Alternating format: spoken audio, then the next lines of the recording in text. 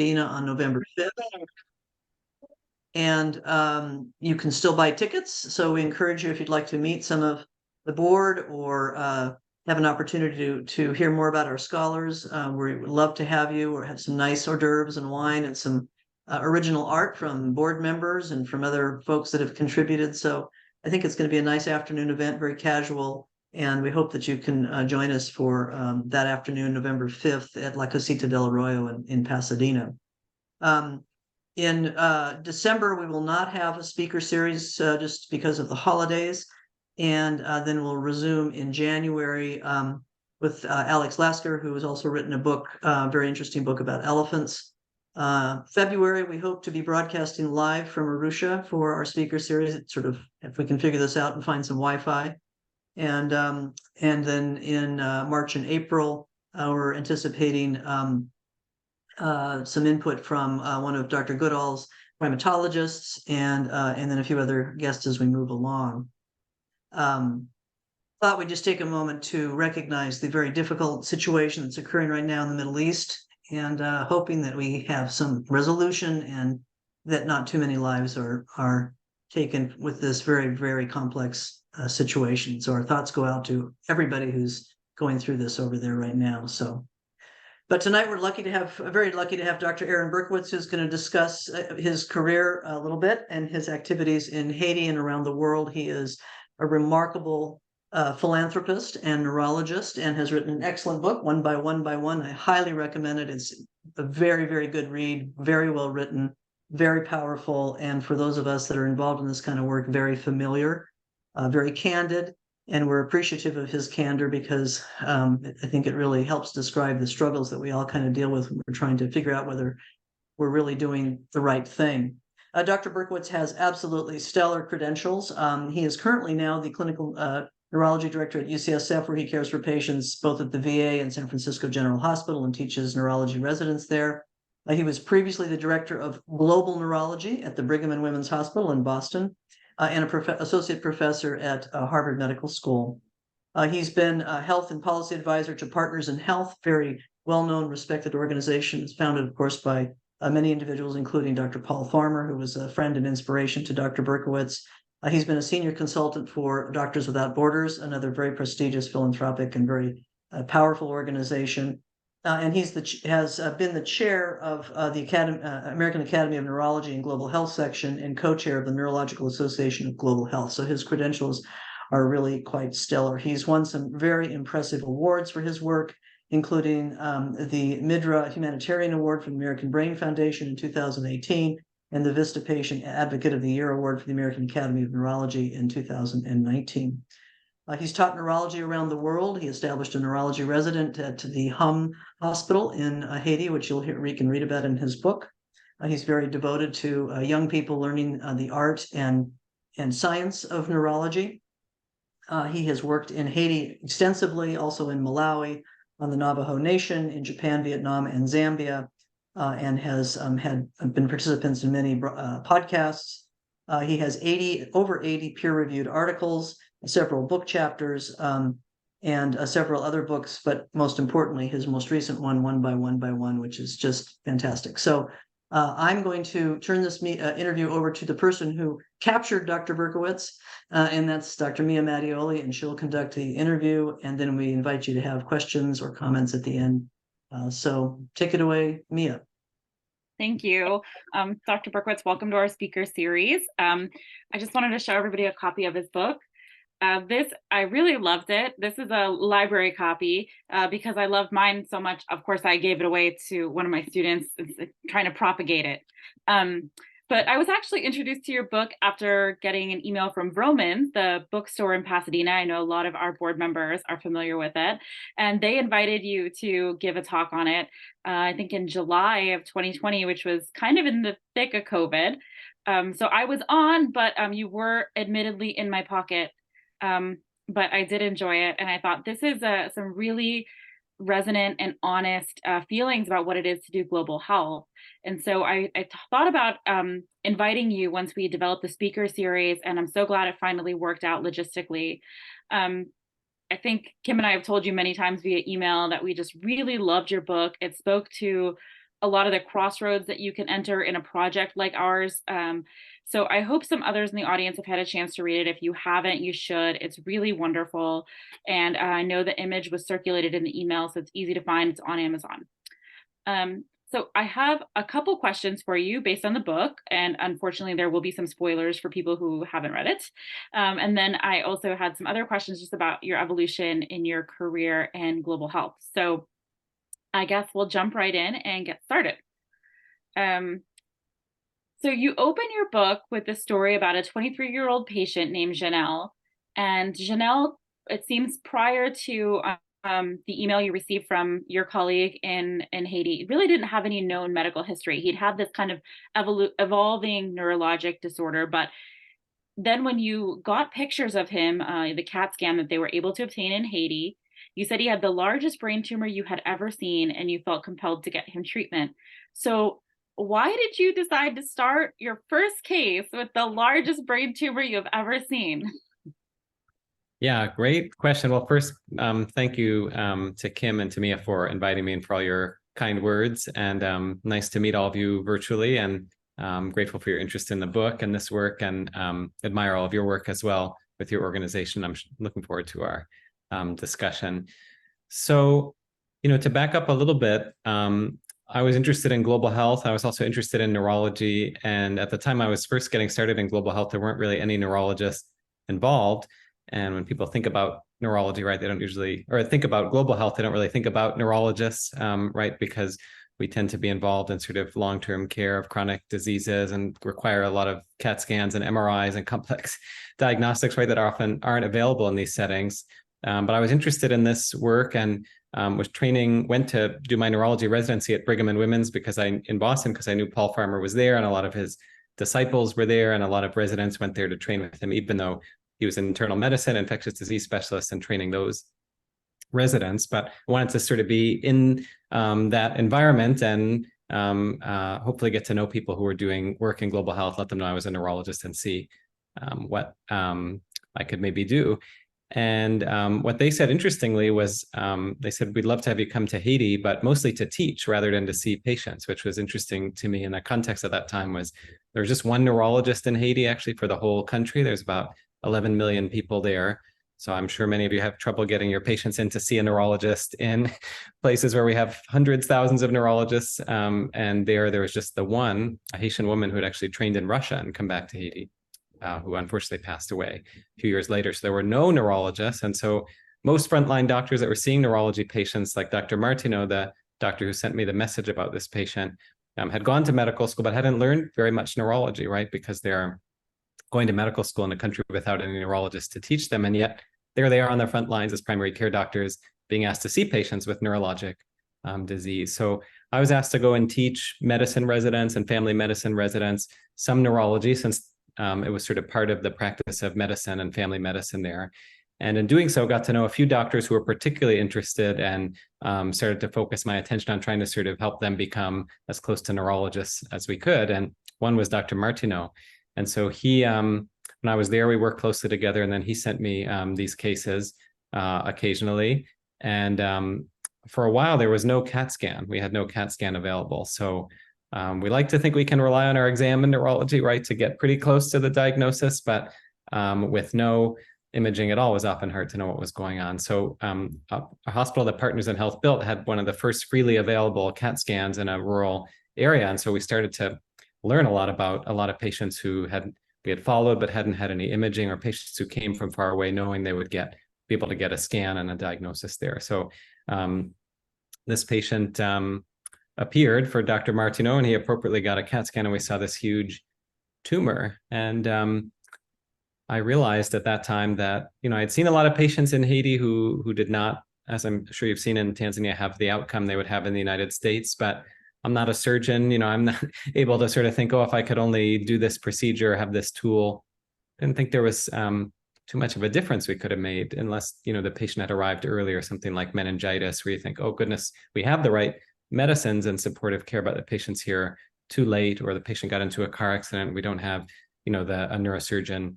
But there weren't too many things where I thought we could have really reversed the course. And this was really a very unique situation, where this was, as you said, a young, healthy young healthy man who, if this brain tumor were removed, we thought could do very well. And so we thought it was a compelling case to try to bring him to Boston for care. And so so that is that's how I got to know him and why we ended up with such a complicated case sort of at the beginning of this work. Yeah.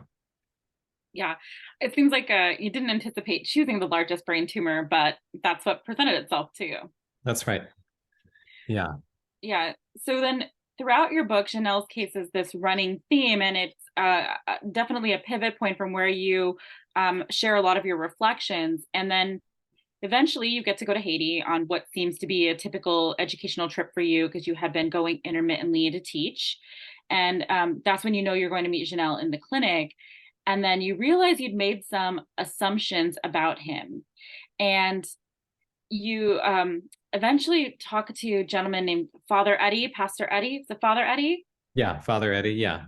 Yeah. So can you share what he told you, what kind of advice he was giving you, and how you now approach balancing that paternalism and partnership? And has that changed as you've done more work abroad? I'm so glad you asked that question. This is what I sort of call, and I'm sure you're familiar with these themes. They're sort of global health 101 and global health 202, right? Global health 101, like anything in medicine, we learn these principles, right? I'm often asked when I speak about our work, tell us how this whole decolonizing global health sort of fits in to your work, or tell us how you kind of navigate all these complex politics, the role the US has played in Haiti and other governments have played in Haiti. And it's things that we think about, right? But then when you're actually in practice, seeing a patient or talking to a doctor, it's always much more complicated than meets the eye. And all these things that you learn in practice are very complicated on the ground because we realize, oh, well, this is any country, right? There are multiple levels of social spheres and people who are influenced differently by the culture and politics. And it's not a unitary sort of unitary entity, right? So that as context to say, so this patient we thought could potentially have a good result if we brought them to Boston for brain surgery. But this patient was had a very advanced tumor. And although we had a surgeon in Boston willing to take care of him, we knew that it was an extremely high risk surgery. It was very deep within the brain, in contact with the brain stem and the thalamus and structures that would be put at high risk, and that the patient could potentially die during the surgery or become even more disabled than they were. And so the context there in talking to Père Eddie or Father Eddie was when I first met this patient, it had been a few months of advocating for his care and finding a donor who would support a medical flight and pay for the surgery and all of this. And I had just been told he was a 23-year-old student with a brain tumor. And I thought these are the cases we can advocate for and successfully. And all the assumptions you would make about a 23-year-old with a student who found their way to this hospital and got this CAT scan. But turns out when I saw him, he was not as I imagined. He was very disabled, barely able to speak, barely able to move.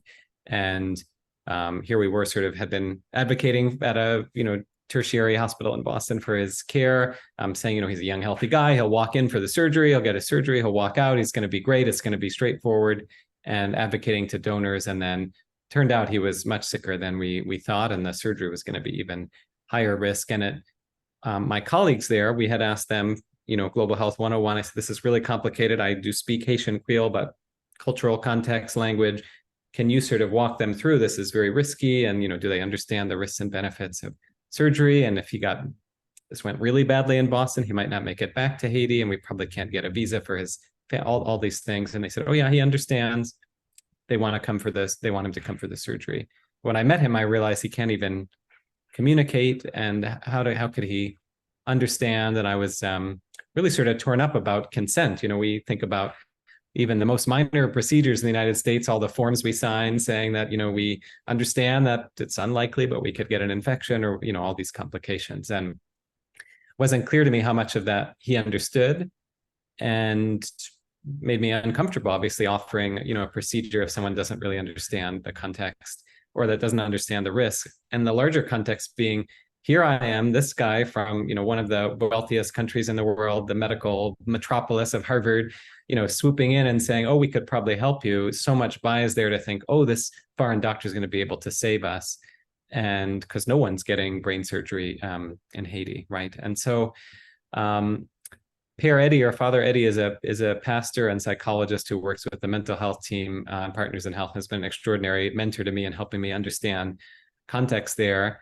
And I told him this, and he said, "Oh, you're making it so complicated. You have this idea that it shouldn't be paternalistic." And he said, in Haiti, the patients aren't looking for the same thing, maybe, that you expect a patient to look for in the United States. If the patient wants you to tell them what you think will make them better, and they understand they're going to die in Haiti if nothing is done. And in their value system, if they pray for this, the right outcome will come. And you might not understand that, and that might not fulfill sort of consent in the ways you think about it. But so I call that sort of the Global Health 202, where I thought I was trying to be thoughtful, right, and trying to navigate the cultural differences. And he said, you're making it too complicated. You're trying to be too thoughtful in a way. Here, it's actually simple. If the doctor tells the patient, here, you need surgery, the patient says, thank you, doctor. I'd like to get the surgery then. There's not sort of a lot of back and forth the way you might expect in a similarly complicated situation. So it was an interesting instance for me where I felt very uncomfortable, and people there were saying, you're not asking the right question in a way. Yeah. So I'm glad you brought that on. That's part of what I wanted to wrestle with in this book, right? The Global Health 202 of what does it really look like on the ground when you're doing this work and facing these sort of impossible situations where, knowing what the right thing to do is, the right way to do it, if it's right to be doing it at all, if you're the right person to be doing it, if you don't do it, who is doing it? And so is it then right for that reason to try to wrestle with some of those things? Yeah, thank you for such a thorough answer. I think medical work in a new culture is challenging. My first time going to Tanzania in 2018 was definitely unique. I had a case where a woman was worried about infertility and had been struggling to get pregnant, and brought some ultrasound results that were in English. And I was trying to convey to her through the interpreter what I thought that meant. And the interpreter refused to translate it the way that I was saying it. And I kept saying, well, why? And she was telling me that I was being very insensitive and didn't understand the consequences of what I was saying and how the woman's husband may abandon her. And so I kind of acquiesced and I let it go. But that story you told about Father Eddy resonated for that reason. Of course, you share that there's a lot of other cultural differences too. And the one that makes me laugh every time is the unlocked bathroom doors on the plane. Could never imagine. I don't know, Kim, could you imagine us going to Tanzania with 24 hours with an unlocked bathroom door? I think we'd lose it. But are there other cultural differences that you've encountered relating to maybe like neurologic medical conditions or medications, especially since you're saying in Haiti there really isn't a foundation for neurology, that you think made practicing neurology there difficult? And can you give us an example? Yeah, great question. I think probably one of the main ones is around epilepsy, and you've probably seen this in Tanzania as well. There's so much, there's a lot of interesting culture and around epilepsy throughout the world, I think, and a lot of stigma associated with it. Some people think it's spirit possession or a psychiatric affliction, and there are often psychiatric comorbidities that evolve from epilepsy. But in Haiti, epilepsy was thought to be contagious, so children weren't allowed to go to school out of fear that their epilepsy was contagious. In other countries, there's a lot of stigma around it, and women aren't allowed to get married, or a lot of misunderstandings of this disease. So much so that actually the World Health Organization, the WHO, probably about 20 years ago, had a campaign called Out of the Shadows to try to educate in communities that this is a treatable medical illness, and it's not spirit possession, and it's not a psychiatric affliction, and it's not contagious, and it's treatable, because patients were so reluctant to present for care and be given a diagnosis that could be so stigmatizing. And there are traditional healers in Haiti, and Pierre Eddy, again, who might become a theme, as you see, as a theme in my book, because I learned so much from him. I never interacted. People often ask if I interacted with the traditional healers around epilepsy. I didn't directly. But he told me an interesting story that at the beginning of the HIV epidemic in Haiti, there was similarly to epilepsy, but for different reasons, a lot of stigma and a lot of people afraid to be given the diagnosis and the consequences. And they were really trying to bring people into care once antiretrovirals were available. And so Per Eddy and others from Partners in Health were going to educate the traditional healers that this is a treatable disease, and please do what you need to do, your rituals and whatever, but please send the patients to us so we can also treat them medically, and we want to work with you. And he said the traditional healer said, okay, well, when you see these patients with HIV, please also treat them, but please also refer them to us so that we can also participate in the spiritual healing. So I think for me, it's always interesting to see the many ways Partners in Health embodies, as your organization does, this accompaniment model of really trying to understand what's happening in the community and the history and the context, and work with local colleagues who really understand that context that can help navigate it. And to really not just go out to the communities or put a radio program on or have a sign that says, epilepsy is a treatable disease, but to really understand, who are who's taking care of these patients, who in the community knows these patients. And so, we've done, I don't think I talked about it in the book, but one of my early projects with Partners in Health was an epilepsy education program, not just for doctors, but doctors were educating doctors, nurses, all the way through psychologists, social workers, community health workers, anyone who could make contact with a patient with epilepsy to help them understand this is the kind of history you might hear that would suggest this. These are the patients that should come to care. The patient should know this is a treatable, medical disease. Even to the point that, not for our epilepsy work, but with HIV, they were actually finding the traditional healers and saying, hey, we'll work with you. Just send us your patients. And I love that the traditional healer said, yeah, and you too, you send us your patients too, because we're doing something as important as well. Yeah, they'll trade. I love that. Right. That's right. For listeners, by the way, I have a series of questions, but I'd love for you to have any additional questions, put them in the chat, or use the hand raise feature. So I think regardless of cultural differences, you really express that there's such a huge sense of community in Haiti. And as providers that are coming in, we're never not going to be foreigners. How integral do you think is it for us to try to be part of that community, or is it even possible, especially for us to try to facilitate medical care? Yeah, what a great and complicated question. Global Health 3, I think we've moved on to Global Health 303 now. I think for most of these things, I feel like it's usually both, and it's usually, it's complicated. One of my colleagues at Partners in Health who read an early draft of this book said, I hope people read your book and understand just how complicated this work is. That's sort of, one of the take home messages. And I think, I tried to wrestle with this a little bit in the book as well, that, you're never sort of not a foreigner. There would be no way you could be fluent in the local language. You could live there for a period. And I had many colleagues from the States who did live there for years at a time. But, you bring yourself and your cultural heritage and your background and your biases. And I think I worked in Haiti long enough. I spent enough time there that I made friends, and I speak pretty decent Haitian Creole at this point. And yet I'm sure there are things I will never understand. And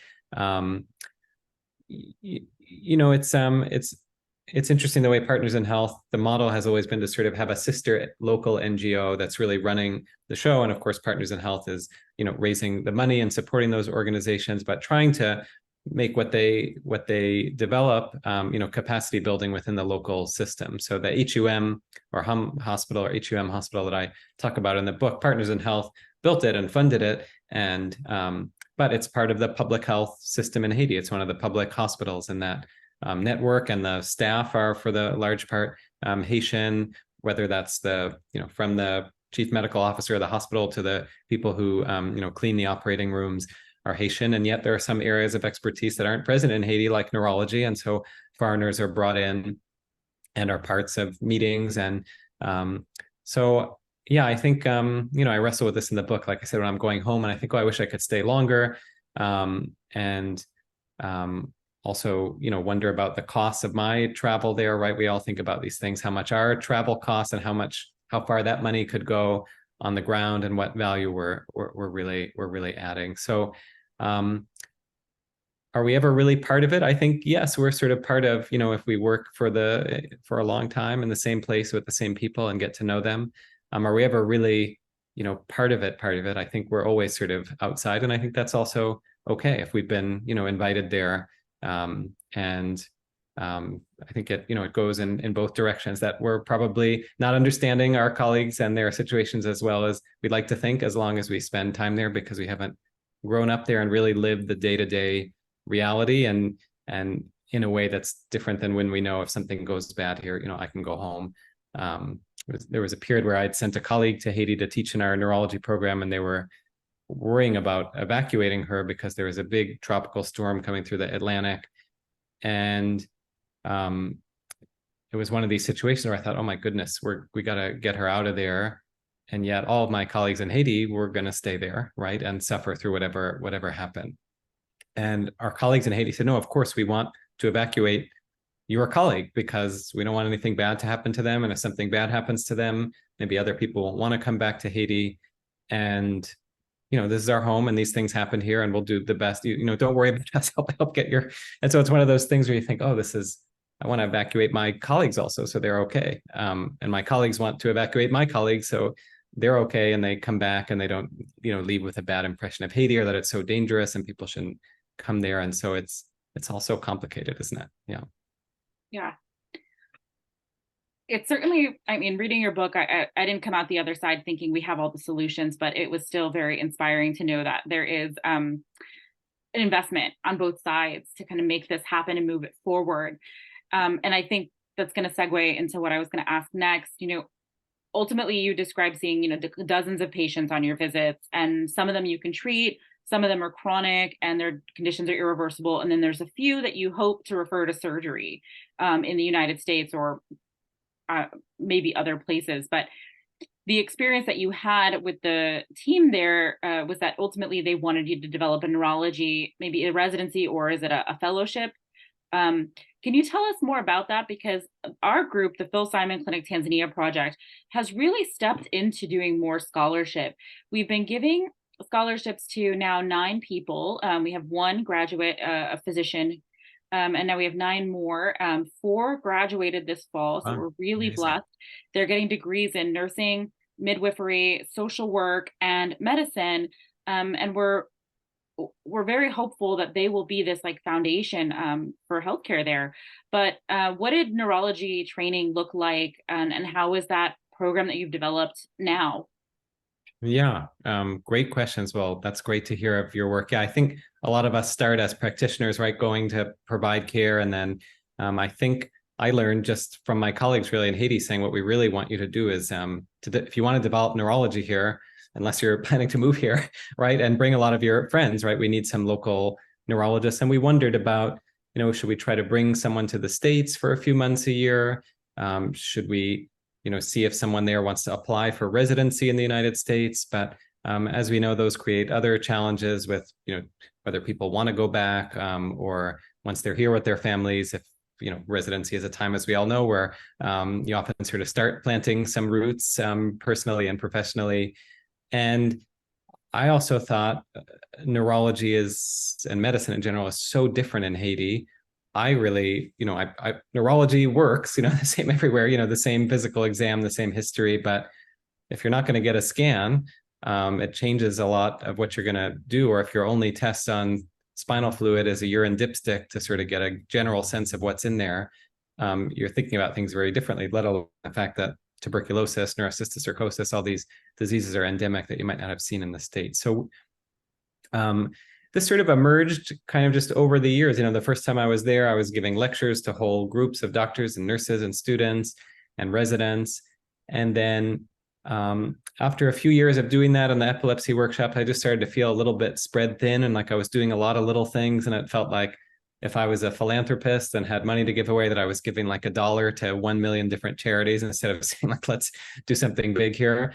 And that was around the time that HUM, this hospital in Mirabelais, opened and became sort of a flagship teaching hospital, academic hospital in Haiti.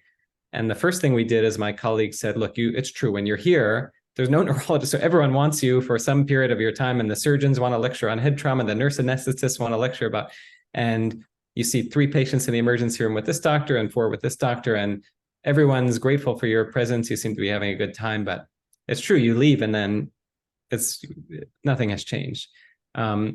And so the first thing we did was start sort of a rotation for the internal medicine residents. So when I went to Haiti. The first year we tried this, each time I'd spend a week in Mirabelais and a week in another hospital. When I was in Mirabelais, just the medicine residency there was very small, 5 per year. It was in his second year.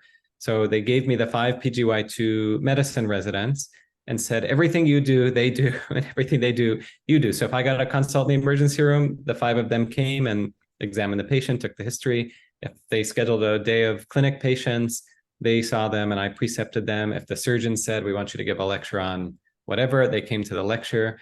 And I mostly did short trips to Haiti because we were talking about earlier, it's much easier to get to than Tanzania. So I found it, after experimenting with different ways of doing this, to go for a week or 2 weeks and come back a couple times a year, made it feel like I had more longitudinal kind of connection there than to go for sort of 4 weeks and then not be there for a year. So each time I went there, we would see a whole bunch of patients, and these 5 medicine residents got really good at neurology and were not only applying it, but they were teaching their interns. So I'll never forget landing once in Boston after we had done this, and I turned on my phone and I had a message from one of the medicine residents in Haiti saying, we have this patient here with bilateral internuclear ophthalmoplegia. I know that means there's a lesion in the bilateral MLF and the dorsal brainstem, but there's no lesion on CT. And I thought, that's pretty good for a PGY2 neurology resident, let alone an internal medicine resident. And she sent a video, and she was spot on of what she saw. But in the video, she was teaching her interns, see how this eye is abducting and this eye is not adducting,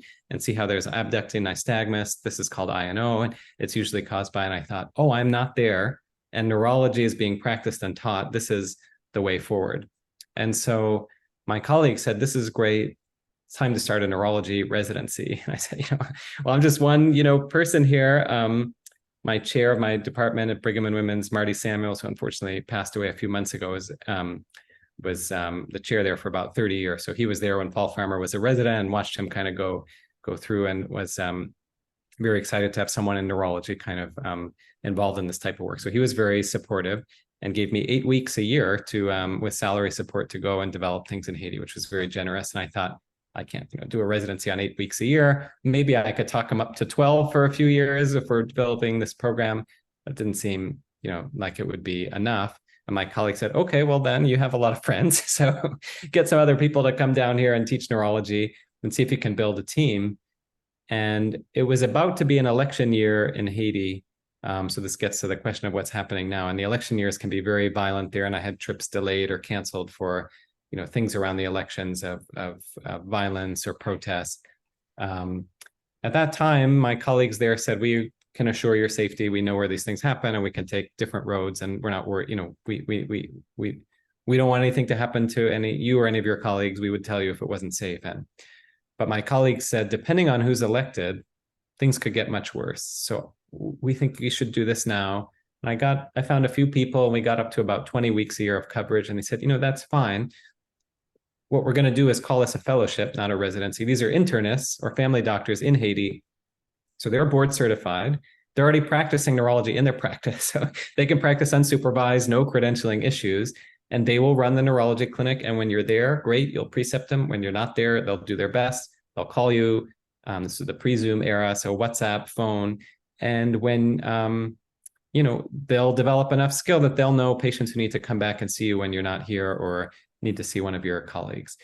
And so I was just 2 years out of residency or something. I thought, let's give it time. And they said, now is the time. It was very prescient because someone wrote in the chat, what's going on now? A few years ago, during COVID, the president of Haiti was assassinated and sort of left a major power vacuum there. And the country's really been overrun by gang violence. And so I think I made my last trip in late 2018 or so. And my colleagues started saying, we don't think it's safe. Let's give it a few months. We don't think it's safe. And it just kept getting worse. And to this day, I have, very sadly, after spending lots and lots of time there for about 7 years, have not been able to go back in a few years. It's that tenuous. But small silver lining, before that started, we graduated 3 neurologists from this 2-year training program who are there and practicing and continuing to educate the medicine residents. They're practicing under the most dire of circumstances. HUM hospital, one of the gangs came in and no one was hurt, but just fired rounds of gunfire through the hospital. It's just terrorism. And there's no reason anyone there would be involved in anything political, but just to show that they're in control of that region. And my colleagues can't drive to work because the roads are blocked. It's an awful situation for them, and has obviously made it much harder to do this work the way we were doing it. On the other hand, like I said, my colleague was very prescient. I don't know if she knew it would get this bad, but she said, let's get this going and get some neurologists trained here so that that's off the ground, and then it should be able to run by itself. The plan was always to kind of mentor them into leading the program and scale back into more sort of meta mentorship, if you will, but not 4 years into the program. Wow, that's so. I'm sad for you that you haven't been able to get back, because obviously you have conveyed such a love for it in your book. We haven't been back to Tanzania either. We're trying to go back this year for similar political and COVID reasons. The people that you've graduated, do they have an obligation to stay in Tanzania? I'm sorry, into Haiti after? I see you're trying to recruit them to Tanzania. So we are stealing. Yes. Yeah, not so fast.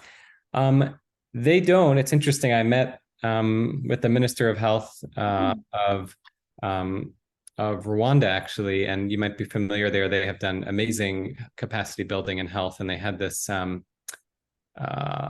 Human Resources for Health, HRH, this program where there was sort of this twinning program, I think, with folks from Harvard and Yale, sort of specialists going for a year at a time and training local Rwandan doctors. And the former Minister of Health, who's now, I think, the chancellor or provost of the medical school that Partners in Health helped start there, where Paul Farmer spent his final days, was visiting, giving a talk at Harvard. And so I wanted to meet her. She's done amazing work with the recovery of the healthcare system after the genocide in Rwanda.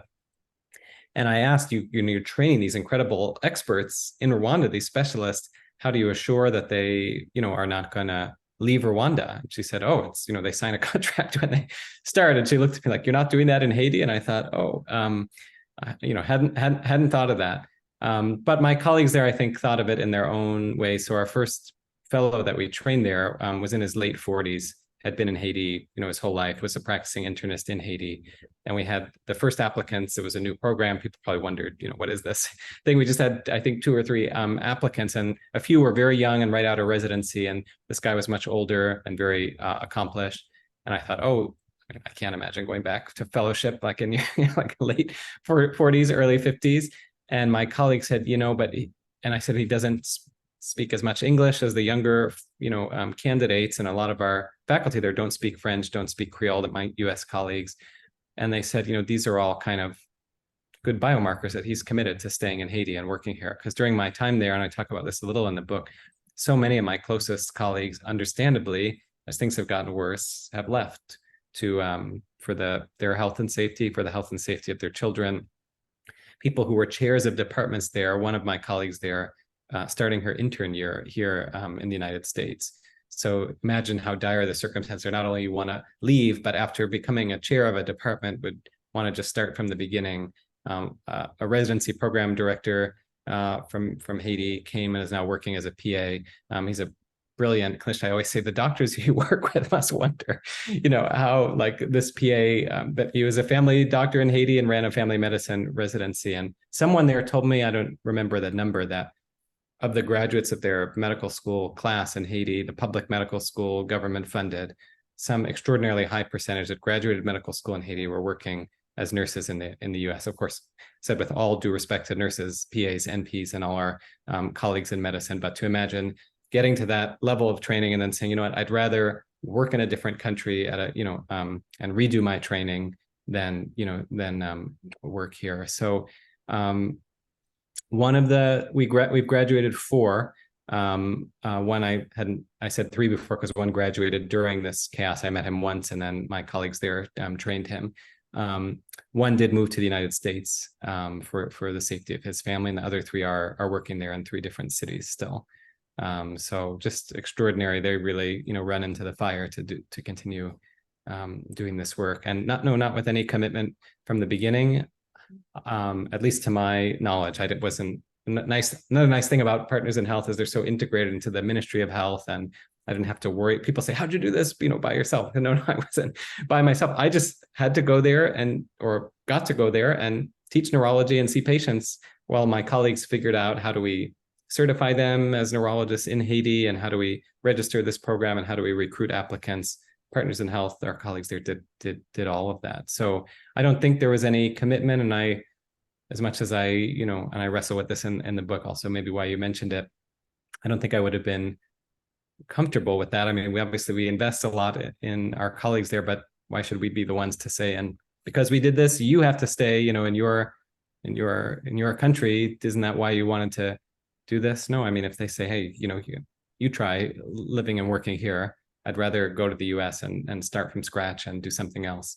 So there was nothing like that. And I don't think like our colleagues in Rwanda, I think were more prescriptive, but that's also the Rwandan government investing in their physicians and saying, if we're going to invest in you and you're going to get this, you're going to owe us, just as in the US, right? You can get loan repayment through the military or the Indian Health Service, something like that.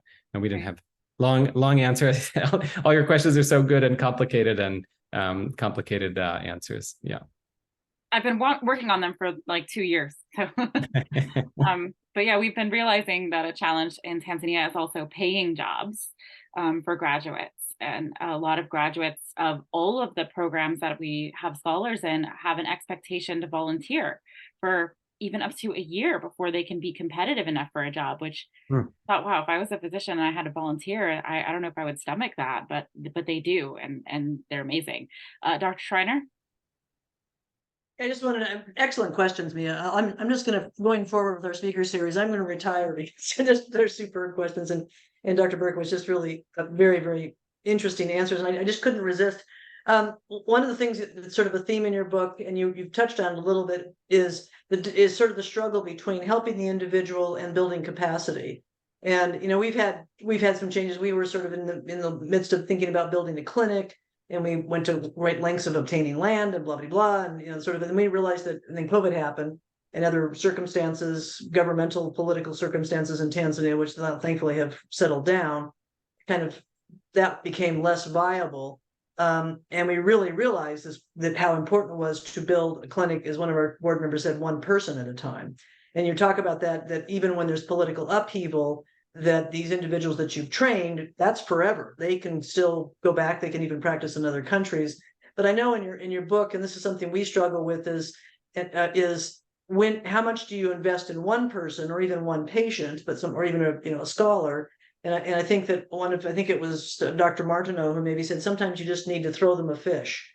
Right. And sort of building on the old mantra about you can teach fishing and teach them to fish. And talk a little bit about how you've kind of struggled with that, because so many of the important characters in your book were individuals that you did very dramatic things to try to change their lives. Yeah, that's definitely the crux of the book, and I'm glad it came through. I think I have a quote in there from Paul Farmer that he, I think it's from his book Haiti After the Earthquake, that he says something to the effect of, the chief tension in our work is the trying to balance taking care of the patient in front of you and setting up the systems so the next patient doesn't need to end up in front of you. So, he argued very eloquently when in the early days of the HIV epidemic, people were saying we can't afford to give antiretrovirals medicines to all of the affected people in the world. Let's focus on prevention, that these are not mutually exclusive. Care is prevention and prevention is care, and we should be doing both. So I'll answer again with it's both.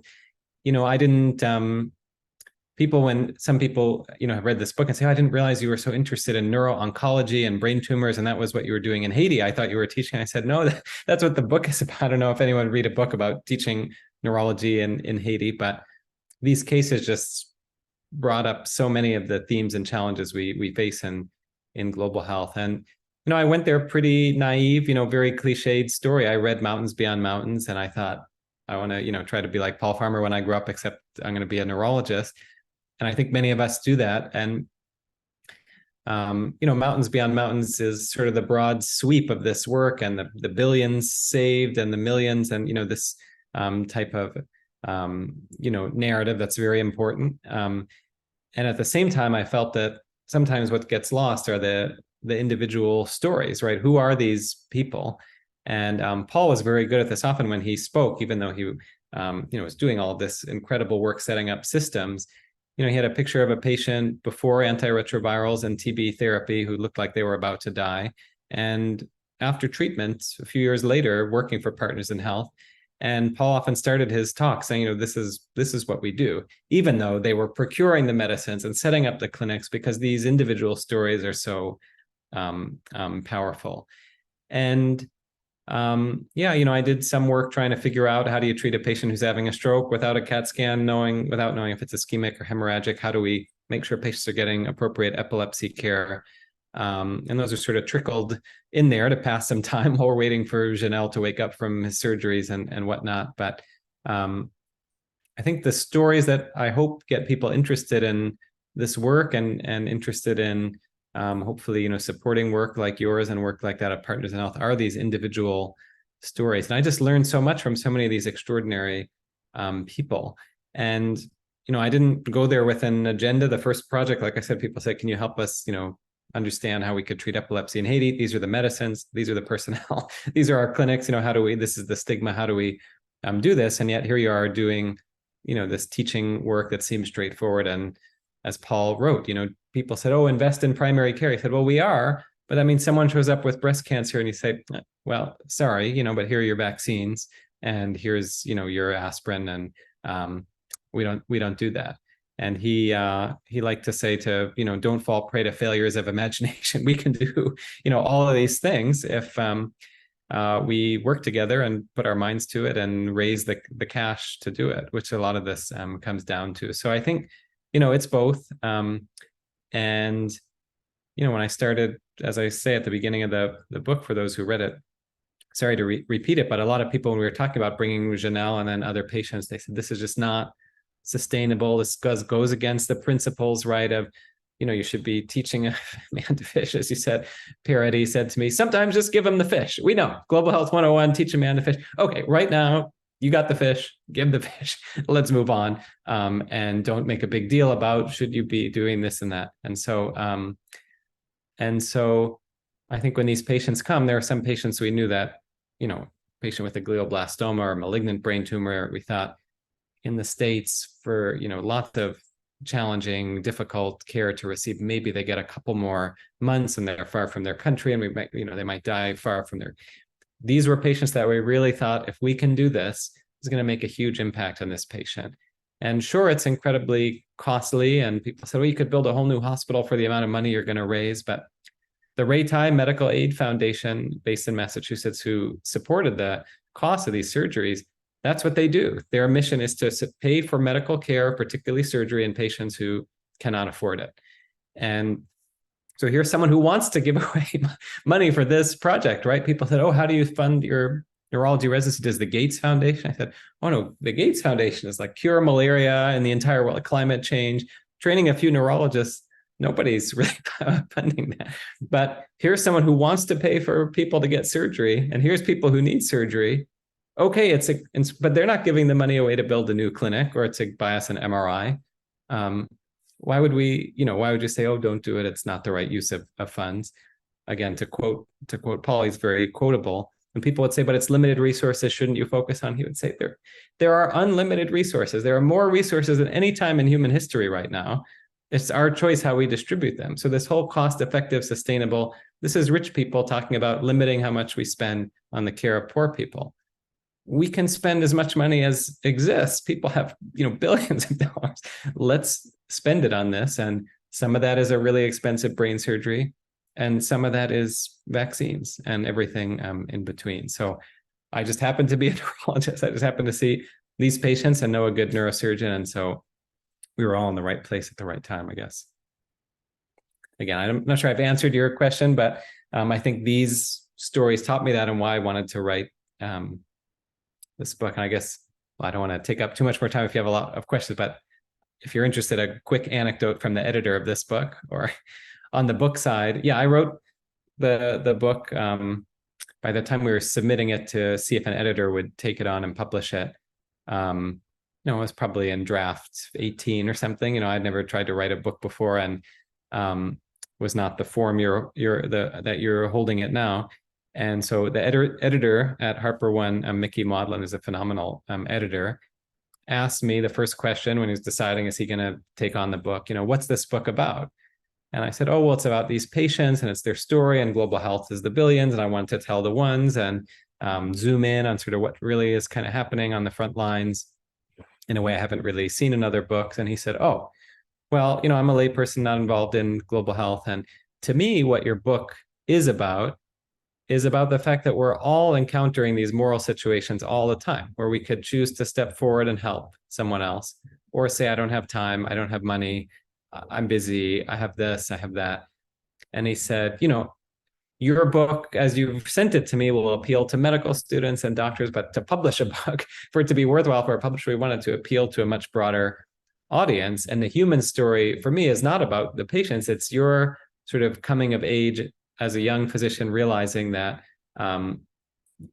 as you ask him, you can't sort of fix everything, and you probably can't fix anything, but occasionally you can fix everything for one person. And do you go for it? And what happens? And what do you learn? And who do you become when you step into that space? And I thought, oh wow, that's what it's about. He said that's what it could be about. And it's I want you to come out from behind the curtain a few more times in the book and reflect a little bit what's a little bit tacit, and pluck. I remember him saying, pluck that string a few times for the reader, so that comes through. And that sort of gets to your question, Kim. So just interesting from the book. We didn't talk too much about the book writing side, because I'm sure you all have tons of stories that would make extraordinary books. Sort of how to get from telling stories to, kind of crafting a narrative arc. That was one tip he had, to sort of bring that theme, not come out and say it, but to help bring that theme that he saw in it, to tease it forward a little bit more in the story.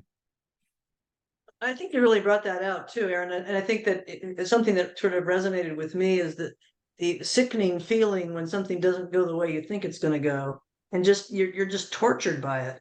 And it's interesting. We have very experienced people that go with us on these trips, emergency room nurses and trauma nurses and so forth. But we've had some, pretty really traumatic cases, usually in the poorest clinic that we work at, called Ndulin out in the Serengeti. Children with tetanus. Watching a child die from tetanus or suffering from tetanus. Two of our best nurses, just super experienced, do all kinds of, work in the trauma center and the emergency room. They were just devastated by it. And I think it's really powerful stuff, that you realize that by the serendipity of birth, you're going to have access to great healthcare or no healthcare. And I think one of the themes that you have a bit in your book too with the Haitians, and we certainly see it in Tanzania, is the importance that a lot of these cultures put in faith, and whether it's Christian faith or an animistic sort of kind of faith or something, that's part of their fabric in their life, to sort of get through some of the really horrendously challenging things that they have to deal with all the time. And they put a lot of faith in physicians who come to reach out and help them. But I think that it's personally, you struggle with those cases. You don't ever forget those cases, and you think, could I have done something more? Did we miss something? Because we didn't have any tools to make the diagnosis, and you're kind of tortured with it a little bit. And you brought that out. That was something that really, I thought, oh, I'm not the only one who feels that way sometimes. So, but I think that you mentioned the HIV stuff. I'm an HIV doc, obviously, and Yup Long, who you may have remembered, I don't know if you know Yup, but he was a kind of a controversial infectious disease person. He would often kind of rile people up at the big HIV meetings. And when Pharma was kind of had the same issue with the not bringing HIV meds to poor countries because they don't have water and they're not going to be able to take their meds, or they're going to be non-compliant, he said, we brought Coca-Cola to Africa. We can bring the antiretrovirals. And he was very, very much right that. Sadly, he died in the Air Malaysia shoot down that happened over Ukraine, but he was an amazing person, that very much like Paul Farmer. But I'm going to go back to Mia, because I think she's got a couple more really juicy questions she probably wants to ask you. So. Sure.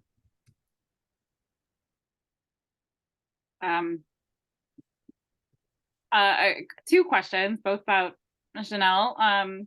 At the beginning of the book, you're introduced to him, and then by the end, you've gone through the whole journey with him, and he's singing, which is a surprise given his neurologic decline and challenges post-op. Do you know how he is today? Yeah, I obviously haven't gotten to see him in a long time, but talk to my colleagues time to time, and they say he's doing about the same. One of the themes in this book was he seemed, as we talked about at the beginning, like he was going to be a big save. And as you said, some spoilers here, but I think probably enough twists and turns to keep it compelling if you decide to read the book. But he's what is a big save?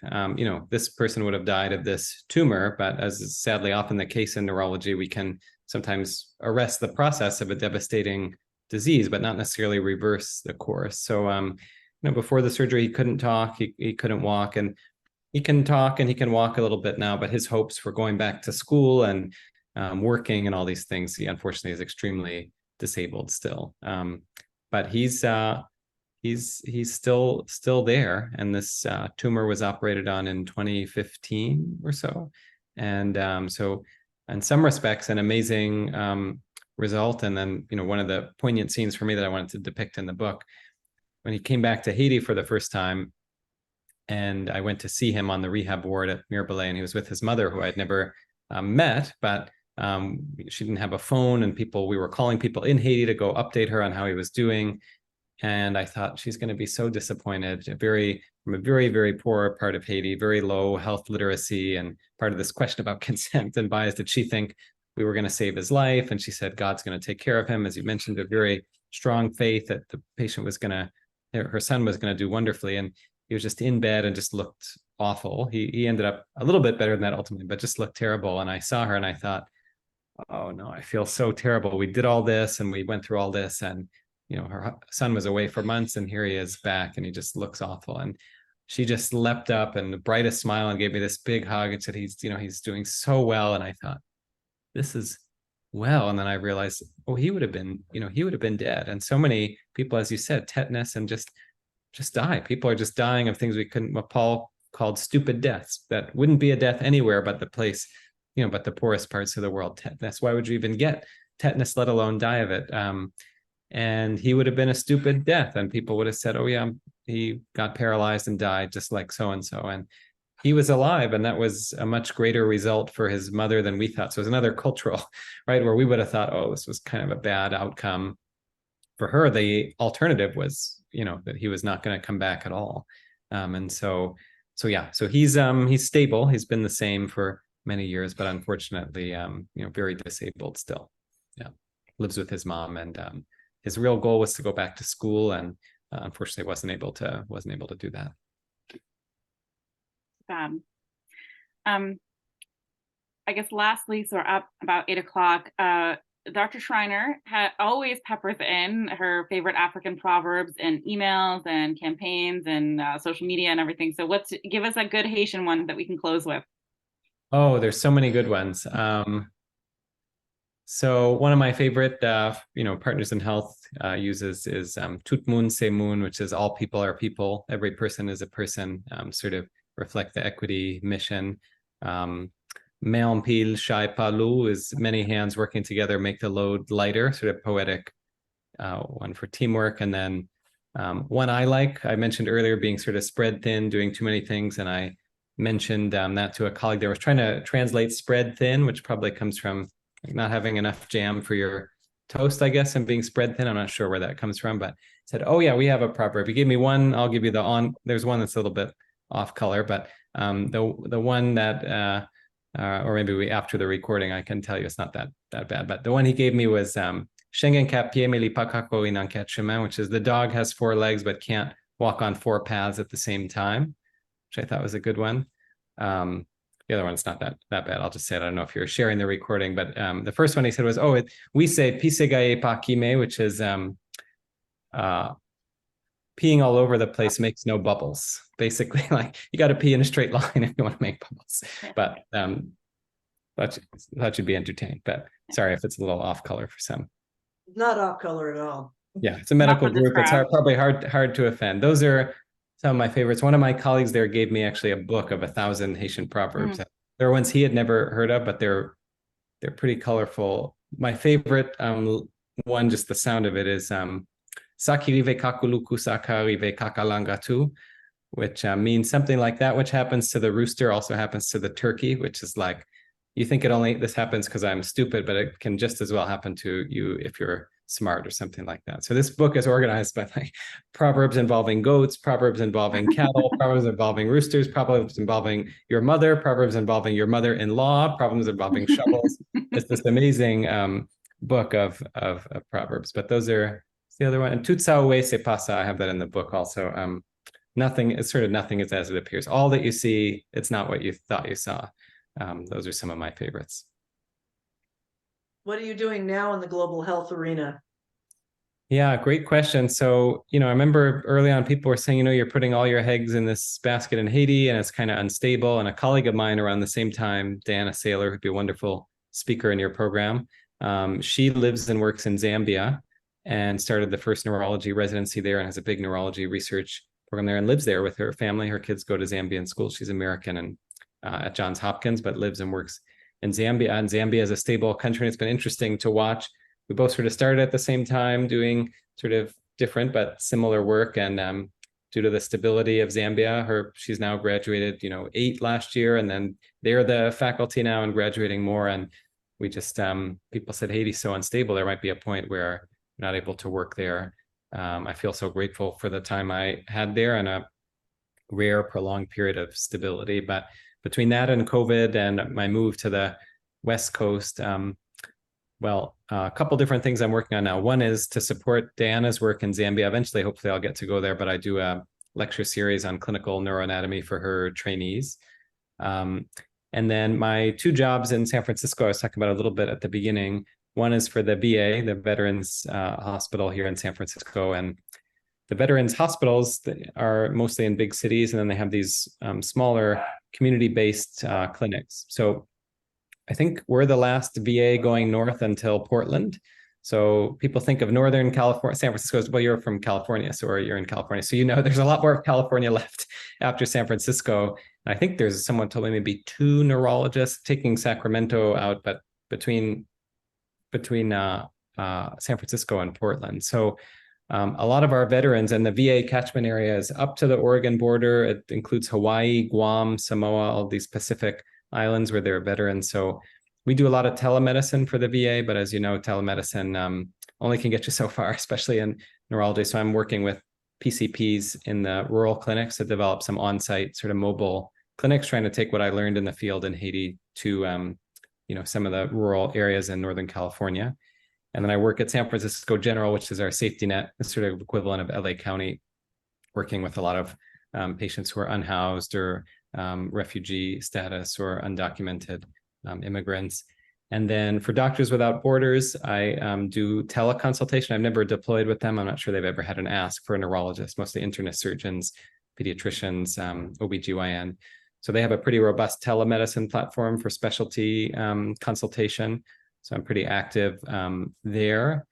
And those are the main things for now. There's the plan to go to Zambia eventually and do some visiting, teaching there. I send a lot of our residents interested in global health there. But mostly I'm trying to translate what I learned in the field to some of our rural and people in America who have a lot less access to healthcare. That's just fabulous. That's just just kudos to you, Aaron, for such great work, and you've impacted many, many lives around the world and will continue to do so. I mean, this is why we want people to become these kind of physicians, where that's the priority. And I think that your legacy for Dr. Farmer is solid. I mean, I think he would be obviously very, very proud of what you've done and carrying on what he inspired. So, and if you'd ever like to go to Tanzania, we would love to have you come. We have brought up one of our neurologists once, and it was very interesting because of sort of the limitations there. Sure. But we are open to anyone joining us, and it would be lovely to hear more about, especially your colleague in Zambia. And yes, I'd like to have her information to rope her into a speaker series. Yeah, I'm sure she'll be happy. She has an amazing story. Yeah. Yeah. But and please, anytime you're in Los Angeles, look Dr. Mattioli and I up, and we'd love to spend some time with you. So thank you very much for doing this. This was really lovely. And I hope that you enjoy the rest of your week and have a little time off. And you're in a beautiful city, so So you went from Boston to San Francisco, pretty good gigs, I'd say. That's right. Yeah, much better weather So- out here for sure. Yeah, not as nice Yeah. as what you have down south, but